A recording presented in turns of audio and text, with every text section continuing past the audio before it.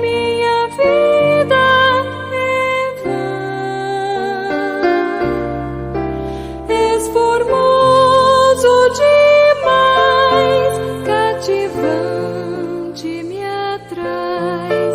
Tens riquezas que não findam mais. Teu nome doce e bom me traz satisfação. És meu Senhor e eu sou teu.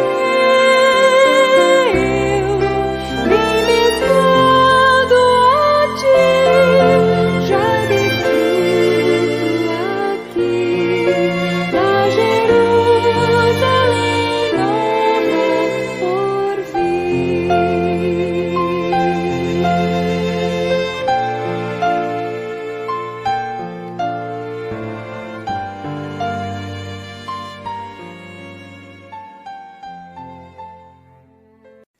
Amém, bem-aventurados, Jesus é o Senhor. Como prometi, hoje é dia do primeiro episódio dessa nova temporada, o mistério da oração. Hoje o dia foi corrido, tomando de conta dos eventos da igreja, mas graças a Deus o Senhor ainda me reservou um pouco de energia para gravar. Amados, o pano de fundo dessa série é unidade divina. Tenho sido muito tocado pelas mensagens do irmão Pedro Dong sobre unidade divina, sobre a glorificação, sobre o homem ser introduzido em Deus, sobre o homem ser santificado para poder ser introduzido em Deus. E, meus queridos, a unidade divina tem tudo a ver com oração.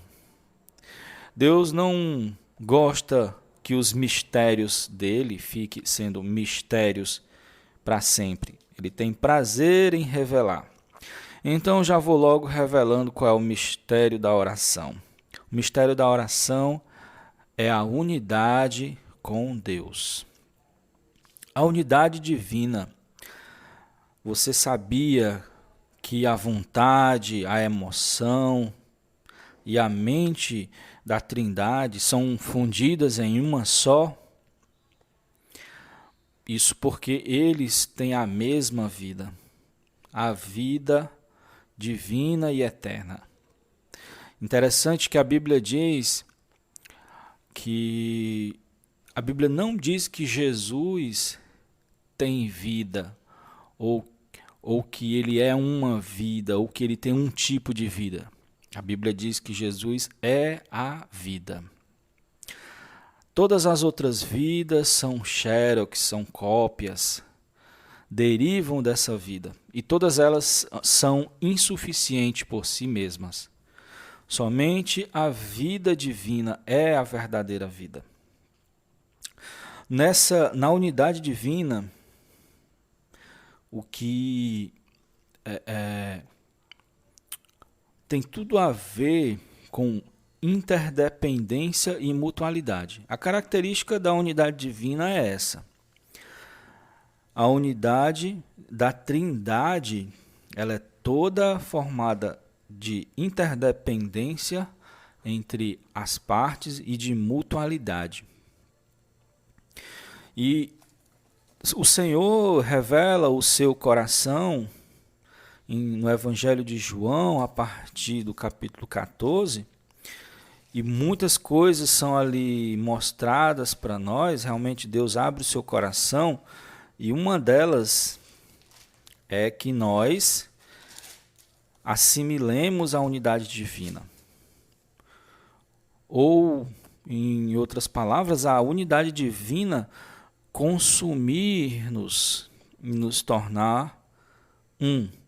Em João 17, o Senhor Jesus ora no versículo 21 e também no 23. Ele diz assim: a fim de que todos sejam um. Aqui é uma oração. E como és tu, ó Pai, em mim e eu em ti, também sejam eles em nós, para que o mundo creia que tu me enviaste. Tem um propósito. Eu lhes tenho transmitido a glória que me tens dado, para que sejam um como nós somos. Então o Senhor, como Ele é a imagem da Trindade, Ele tem transferido a sua glória para nós, para também nos tornar a imagem dele. Glorificação, inclusive, é exatamente nós entrarmos em Deus, que está tudo aqui nesses capítulos de João. A partir do 14, o Senhor nos prepara para entrar em Deus. Isso é glorificação. E o 23 diz assim: Pai, eu neles e tu em mim, a fim de que sejam aperfeiçoados na unidade, para que o mundo conheça que tu me enviaste e os amaste, como também amaste a mim. Então aqui fica claro, Jesus revelando a intenção de Deus, de nós também experimentarmos a unidade divina. Nós vamos entrar em Deus, então já temos que saber o que é isso, viver isso. E Jesus é uma pessoa que expressa muito bem o que é viver, né, em unidade com o próprio Deus. Ele depende em tudo de Deus, tudo que vai falar vem de Deus. A vontade dele vinha de Deus. Ele disse várias vezes: eu não vim fazer minha própria vontade, eu não falo de mim mesmo, eu não julgo de mim mesmo. Isso revela a natureza da unidade divina, interdependência e mutualidade. A unidade divina está na igreja. Em 2 Coríntios, capítulo 5, versículo 17, o Senhor diz que nós somos uma nova criatura, as coisas velhas passaram. Essa nova criatura deixa para trás o que é ego, a singularidade do ego. E ela aponta para o objetivo, que é a unidade divina. Essa complexidade, essa mutualidade, essa interdependência, Senhor Jesus, divina. Então, o corpo de Cristo é nós experimentando a unidade com Cristo, para que em seguida Cristo nos una com o Pai eternamente. E assim estará completa o plano de Deus. Um símbolo, Paulo queria falar isso para os cristãos, e o Espírito de Deus iluminou ele a usar o corpo humano como símbolo. Cada um de nós é um membro desse corpo e Cristo cabeça. Um símbolo muito bom. Também em 1 Coríntios 10, versículo 17, que inclusive eu vou ler aqui com vocês,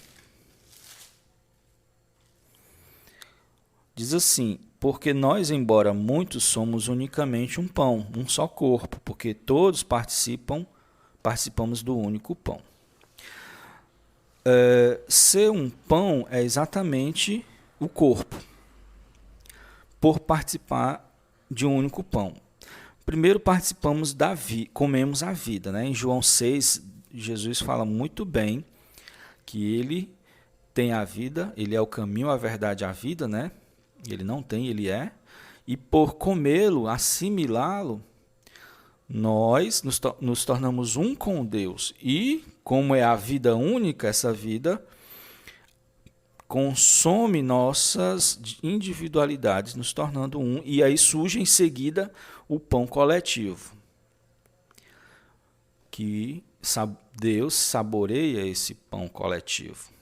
Então, o prazer de Deus é esse, gerar esse pão. E no gerar um pão, né? O pão não tem fermento, é santo, portanto o Senhor precisa nos santificar em todo o decorrer da nossa vida. E você vê que um pão ele é feito de grãos individuais, processados. O grão individual, mantendo sua casca, ele não absorve, por exemplo, o azeite. Na composição de um pão, né, inclusive nós usamos o pão dessa forma, né, o trigo moído, misturado com azeite. Nós partimos o pão todo domingo, usamos esse pão sem fermento, sequinho.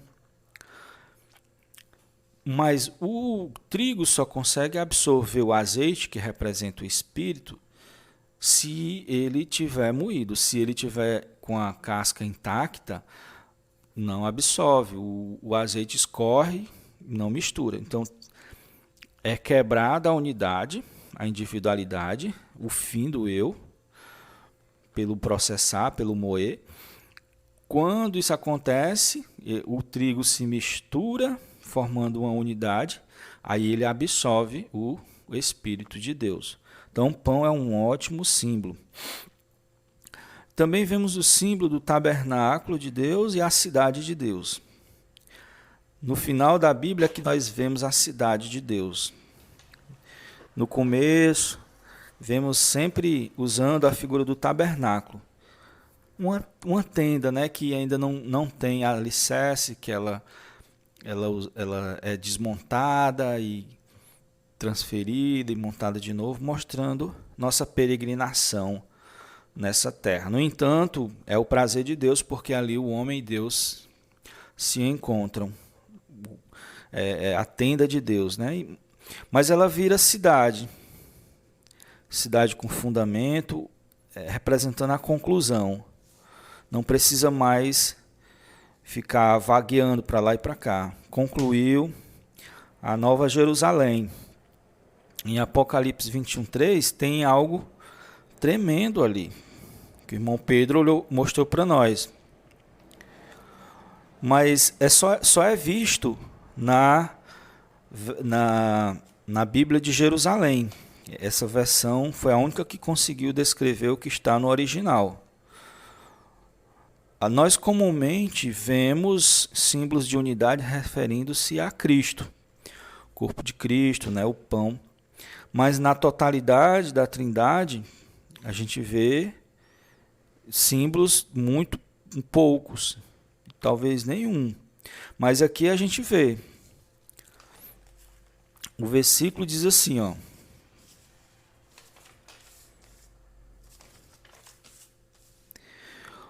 Nisto ouvi uma voz forte. Eu estou lendo Apocalipse 21:3, na versão Jerusalém, certo? Voz forte que do trono dizia: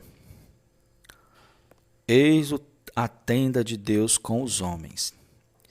Ele habitará com eles, Deus habitará com os homens, e eles serão seu povo. E ele, Deus traço, ponto, traço, não ali, Deus traço, com, traço, eles serão seu Deus.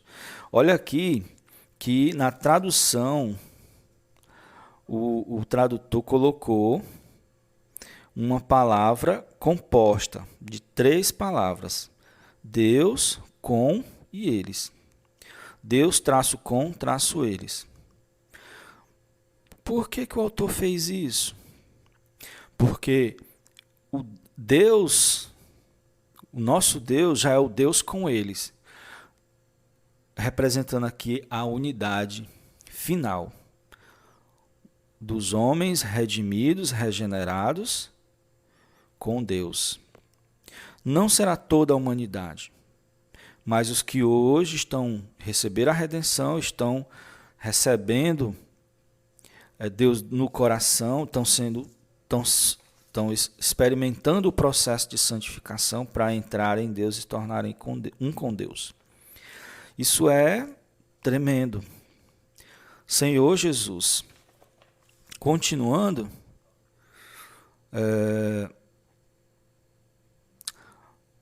isso porque nós voltamos para Deus. A nossa origem é Deus. Se lermos bem a Bíblia, o homem não foi formado quando Deus criou aquele boneco de barro. Não.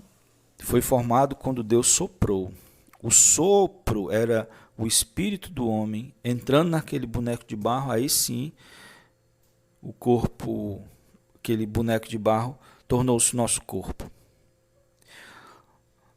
E quando nós formos santificados, porque o pecado entrou no corpo devido à estratégia satânica, o plano de Satanás, quando Deus reverter isso, o nosso espírito entra para Deus arrastando consigo o nosso corpo. Então, nós, na verdade, vamos a estar voltando para Deus, porque somos um sopro de Deus. Nosso espírito é o sopro de Deus. Deus é a nossa origem. Jamais permita que alguém diga que você é descendente de macaco. Você é descendente de Deus. Senhor Jesus, então, nós voltaremos para Deus e entraremos no estado de quietude plena, de dependência plena de Deus, de interdependência ali naquela unidade maravilhosa. O ego é inimigo da unidade divina, inimigo número 1. O ego é contrário, a singularidade do ego é contrária à pluralidade divina, a pluralidade da unidade divina. Em João 12, 24, diz assim: em verdade vos digo, se o grão de trigo caindo na terra não morrer, fica ele só, mas se morrer, produz muito fruto. Então, eu falei do pão, mas aqui também, isso na própria natureza existe. O grãozinho tem vida dentro dele, a vida divina. Nós temos a vida divina dentro de nós. Um grãozinho de trigo pode ter uma floresta, um campo enorme de trigo ali, num grãozinho. Mas o potencial só se manifesta se ele morrer. O ego é inimigo de Deus por isso que o ego tem que morrer. O ego impede o operar de Deus. Porque o que é o ego? O ego foi quando o homem, enganado por Satanás, achou que poderia viver independente de Deus por si próprio.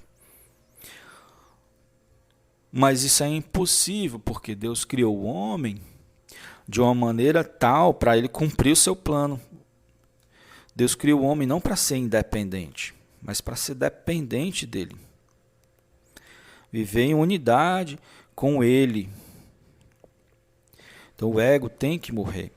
A aniquilação da impureza consiste em tirar de nós o pecado, lógico, mas também matar a atividade do eu, mesmo que seja boazinha. Por isso que o caminho para a unidade divina ainda é quietude. Quietude é de ficar quieto. Quietude nos seus 3 estágios. Da boca, que é o silenciar-se diante de Deus, para Deus falar. Deus é a palavra. Se Ele é a palavra, é Ele que fala, nós ouvimos. Quietude no pensamento, conseguir levar a mente a focar naquilo que nós decidimos focar e não deixar a mente solta. A mente tranquila é importante para o plano de Deus. E em terceiro lugar, a quietude nas ações. Só fazer se vir de Deus. Se tiver a sensação de Deus, a vontade de Deus. Quando alguém chega nessa quietude, para os que estão de fora, vai ver ela altamente ativa, porque Deus vai usá-la. Mas ela está na realidade passiva diante de Deus. Não faz, só faz o que Deus manda, só fala o que Deus manda. O eu para. É aí que o cristão entra em atividade. Então, a dependência total de Deus no ter, Deus é que supre o que nós precisamos. Supre tudo. A Bíblia diz que Ele sabe antes de eu pedir. Mas eu posso pedir, desde que seja tudo na dependência dEle. Dependência no fazer, como Jesus só fazia o que vinha de Deus. Nós também. Nós, na realidade, temos tanto poder em nossas mãos. É por isso que Jesus disse que se você, com fé, mandar um monte mudar de lugar, ele muda. Agora, tem por trás o mistério, que é a unidade. Então, dependência de Deus no ter, no fazer e no ser. Depender de Deus no ser. Não ser... Não estar satisfeito com o que você é, mas permitir o Senhor lhe transformar. Senhor Jesus, a unidade divina está totalmente no plano de Deus. Interdependência e mutualidade nós vemos constantemente. Dependência dos homens para com Deus, isso é claro. Muitos cristãos têm dificuldade, mas é claro e a tendência é essa. Os que realmente entregam sua vida ao Senhor, seu ser ao Senhor, esperam nele em silêncio, inquietos, eles veem Deus. Eles realmente contemplam Deus. O homem dependendo de Deus. Então, unidade divina tem interdependência e mutualidade como sua constituição. Então, eu já falei, né, que a própria Trindade tem isso entre ela, e ela quer levar isso para o homem. Então, o homem passa a depender de Deus, e o homem passa a depender dos homens, passa a interdepender e ter mutualidade, dar e receber. Isso já fica mais difícil, porque alguns preferem guardar o seu ego, o seu eu. O nome disso é unanimidade. É quando a alma se torna um. Unânimes, vem de ânimos, de alma, no latim. Unanimidade. E essa daqui vocês vão ficar de boca aberta. Interdependência e mutualidade, né? Então, também Deus passa a depender dos homens. Porque Ele quer que seja assim. Então, se Ele criou tudo e todo esse arranjo, Ele mesmo se submete às regras. Senhor Jesus, Deus está nos treinando e nos aperfeiçoando na unidade divina para sermos um com Ele, para sempre. Está hoje nos santificando das impurezas, aplicando a cruz ao eu, nos ensinando a obediência, gerando unanimidade. O assunto dessa temporada é oração. O título é O Mistério da Oração. E tem essa verdade como pano de fundo. A verdadeira oração, ela surge da interdependência de Deus e os homens. O produto é o produto da fusão da mente, da vontade e da emoção de Deus com as dos homens. É a fusão da mente de Deus com a mente do homem, da emoção de Deus com a emoção do homem, da vontade de Deus com a vontade do homem. Daí surge oração. E não só a oração, mas toda a ação humana, toda a ação dos cristãos. Senhor Jesus, Deus revela seus sentimentos, seus anseios em nosso coração. Nesse caso, nós dependemos dele. Ele revela para nós. Senhor Jesus, E nós oramos e agimos em cima disso que recebemos de Deus. Aí Deus está dependendo de nós. Se nós não assimilarmos os sentimentos, os anseios, os pensamentos de Deus, nós não vamos orar segundo o que Ele pretende. Então, todo o operar de Deus fica barrado. Deus precisa de cooperadores. Mas quando, depois que recebemos esse sentimento, e esse sentimento volta para Deus em forma de oração, então voltamos a depender dele no sentido que agora ele vai executar. Recebemos de Deus o sentimento interior, passamos para ele, fazemos a nossa parte, que é rogar a ele, orar, então ele executa. Ele se submete a essa regra. Esse é o mistério da oração. Tudo é baseado na unidade. Nossa unanimidade, né, a interdependência entre os homens, os filhos de Deus, para Deus é como música aos seus ouvidos, como música agradável. Aí é que ele realmente opera, aí é que ele abençoa. Isso está em Salmo 133. Deus pode derramar mais poder, mais espírito e mais vida.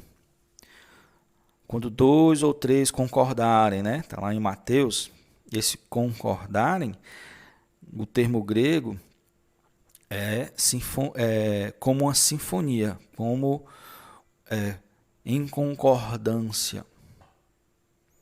Que eu vou explicar melhor nos próximos episódios. Para Deus é uma música.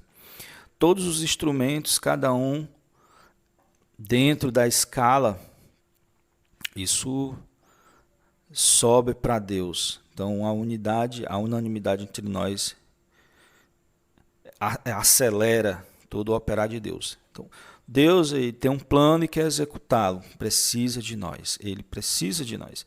Então, quem são os homens que estão interessados? Senhor Jesus. Então, amados, esse é o primeiro episódio. Ele lança o fundamento para a gente falar sobre oração, certo? Vamos ficar com o hino, vamos desfrutar o C34 do Inário, Hinos da editora Árvore da Vida, que tem como título Deus Triuno, que mistério. Eu vou deixar o link do aplicativo, caso você queira a letra, entender a letra, ouvir, ruminar um pouco a letra, né? E também depois da oração vamos ouvir o hino 54, Sua Redenção.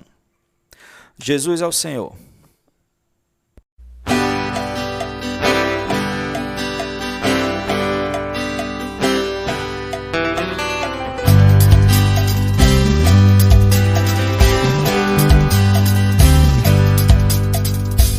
Mistério tão profundo,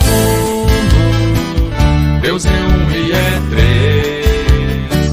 Ó Deus maravilhoso, és triuno, grande és. Mistério tão profundo, Deus é um e é três. Ó Deus maravilhoso, és triuno, grande és. Aquele que nasceu, Deus só queria, um filho se nos deu, é o Pai eterno, menino forte Deus. maravilhoso é. O filho é um com pai, mistério sem igual. É o Senhor Espírito, quem o pode explicar? Tal Cristo vivo entrou em mim e vida veio dar. É o Senhor o Espírito, glorioso e real. Tal Cristo vivo entrou em nós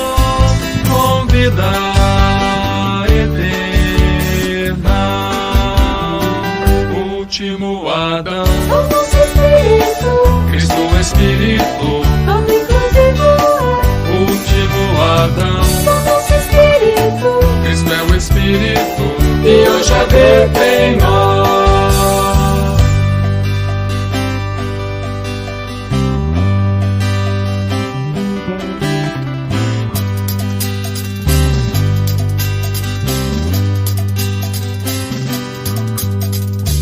Deus Pai no Filho veio e aqui me alcançou.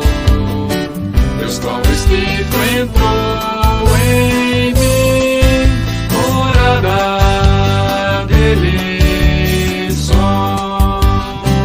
Manancial é Deus Pai, Deus o Filho jorrar, e o Espírito fluir, fluindo sem cessar. O Deus triuno em mim, é um mistério sim. oh que glorioso é. O Deus triuno em nós, O Deus triuno em mim, é um mistério sim. maravilhoso é. O Deus triuno em nós, aquele que nasceu, Deus forte ele é, um filho se nos deu, é o Pai eterno, menino forte Deus. maravilhoso é. O filho é um com pai, mistério sem igual. Último Adão, O nosso Espírito, Cristo Espírito, todo inclusivo é. último Adão, O nosso Espírito, Cristo é o Espírito, e hoje habita em nós. O Deus triuno em mim, é um mistério sim. oh que glorioso é. O Deus triuno em nós, O Deus triuno em mim, é um mistério sim. maravilhoso é. O Deus triuno em nós, o Deus triuno em nós, o Deus triuno em nós, o Deus triuno em nós.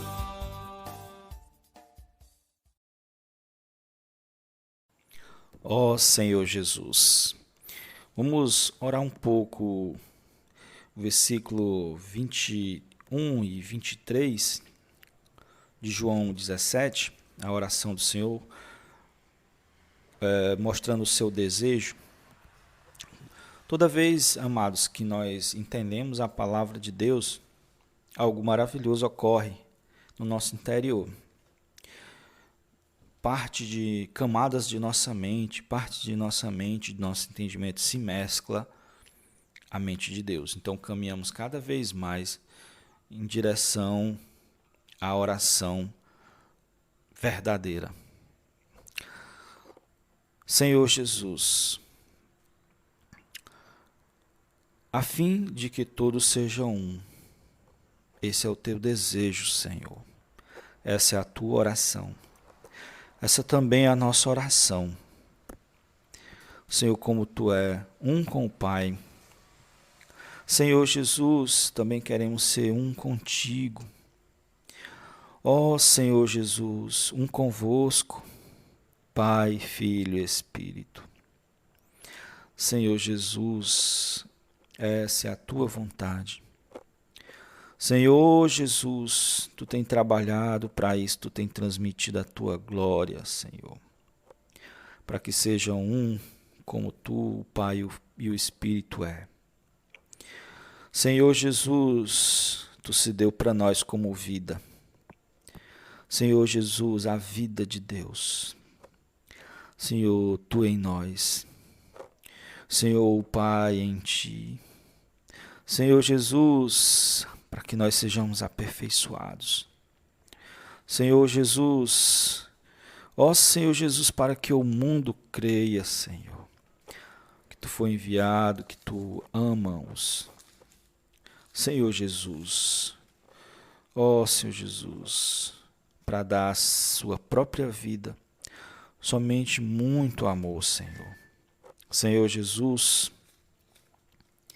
Senhor Jesus, Tu foi o primeiro grão, Senhor, que foi rompido. Senhor Jesus, também queremos ser, Senhor, esses grãos. Não queremos ficar só, confinado no eu. Senhor Jesus, nós queremos morrer, Senhor. Senhor, romper a nossa casca. Senhor Jesus, para não ser mais só. Senhor Jesus, mas estar unido a muitos. Porque embora muitos, ó Senhor Jesus, para Deus um pão saboroso. Senhor Jesus, por te ter como nosso pão, Senhor, porque Tu é que tem essa vida única. Ó Senhor Jesus.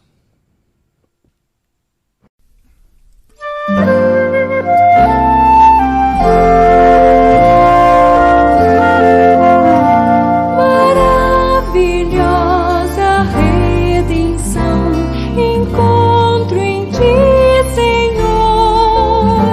O que fizeste Tu por mim é vasto, superior, divino, misterioso é, além do meu falar. Maravilhosa redenção, além do meu louvar. Por nós feridos sobre a cruz, perdeu teu lado então. O sangue, a água a nos dar a plena redenção, a fim de Deus nos receber, teu sangue nos lavou, e para a unidade haver, a vida nos gerou.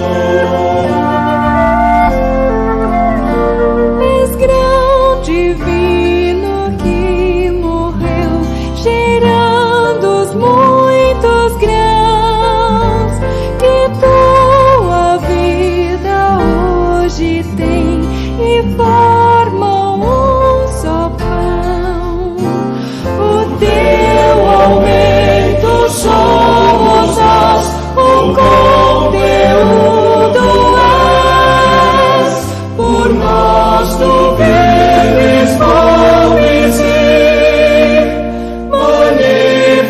manifestado és.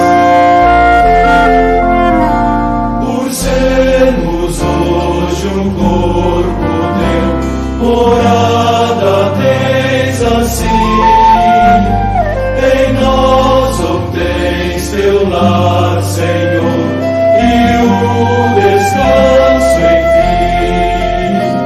Oh, que satisfação te dá teu complemento aqui, ao desfrutar teu pleno ser, no corpo junto a ti.